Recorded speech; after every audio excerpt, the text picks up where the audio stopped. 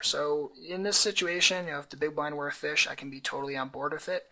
And then when you go post-flop, it's really just a pure value bet game and just simply going from there. So in this spot, bet the flop, bet the turn, and then on the river, probably going for a value bet as well, just thinking that he'll make enough call mistakes with worse Jack X, worse 10X. If he check raises at any given point, particularly if he's a passive fish, probably going to hate life and fold, but in this situation, generate some nice value against a second best hand.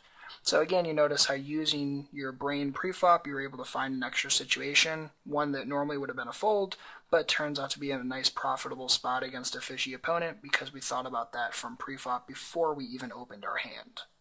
So that's going to wrap it up for this video. Again, we talked all about crushing fish pre-flop, talked about what kind of fish there are, how to easily identify them, talked about cold calling against them, talked about 3-betting against them and why we want to veer away against bluffing, talked about 4-betting and responding to their 3-bets, then also talked a little bit about targeting fish and how to be dynamic pre-flop, how to adjust our ranges both by tightening them and by opening them up a little bit when the situation is correct for it.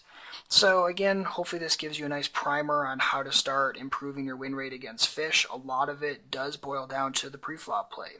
Choosing the correct ranges of hands, not putting yourself in junky situations, and in general, being a little bit tighter against fish, being a little bit more value injected is never going to be that bad of a plan. Particularly if you have any leakage in your post-flop game, that would be my general suggestion.